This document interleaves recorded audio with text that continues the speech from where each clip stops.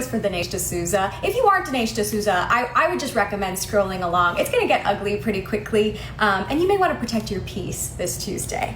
Okay, Dinsh, now that it's just the two of us, I've heard that you are a little, not just bothered, but bewildered by the anti-Indian hate that you and other Indian MAGA people are suddenly experiencing all over social media, all coming from members of your own party, seemingly. It's interesting, no? Vivek and Cash got raked over the coals for trying to wish people happy Diwali, and Vivek made the mistake of posting a photo of his children in Halloween costumes.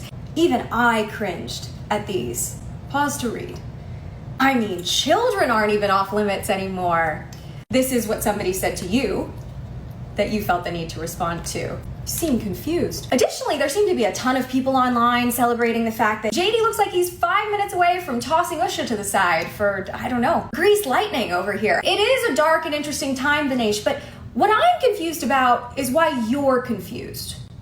Especially about the anti-Indian hate. Isn't this your son-in-law coming after Zoran for eating with his hands? A practice that over 1 billion of us engage in on a regular basis. Is this also not your daughter claiming that she's better than the rest of us because she's Christian and therefore eats with a fork? I didn't realize that was an Indian Christian practice. News to me, but again, I'd love to see that chick eat a sandwich. Also, I'm sorry, weren't you also at one point fucking Ann Coulter, the racist scarecrow that said this? I still would not have voted for you because you're an Indian. To your boy Vivek's face? This all seems pretty par for the course, no? Now it's interesting because when I get on here and wish people happy Diwali or happy Halloween, I don't get this type of a reaction. I wonder what that means about the people that we interact with. But let's maybe work through why your party suddenly feels so bold about being so aggressively racist publicly, feeling totally comfortable to have their names and faces attached to things like this. Dinsh, weren't you the guy that wrote a book back in 1995 called The End of Racism?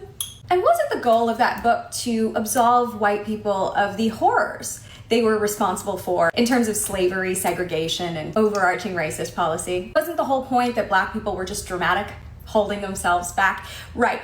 And then several pieces of anti-black drivel later, didn't you become the OG racist tweeter, in fact? I remember tweets about Obama, about Rosa Parks. It seems like you thought that being a dark-skinned token for white supremacy, being willing to say the publicly vile anti-black things that your white counterparts didn't feel comfortable attaching their names to, but were more than happy to applaud you from the sidelines. It seems like you thought that would gain you entry and a permanent membership at the country club, but you're finding out in real time that you are and have always been the help. I will say, Dinsh, I've been wanting to have this conversation with you since I was 13. So I guess now is as good a time as any. The bile and anti-black vitriol that white Republicans were more than happy to pay you to spew is coming back to bite you in the ass.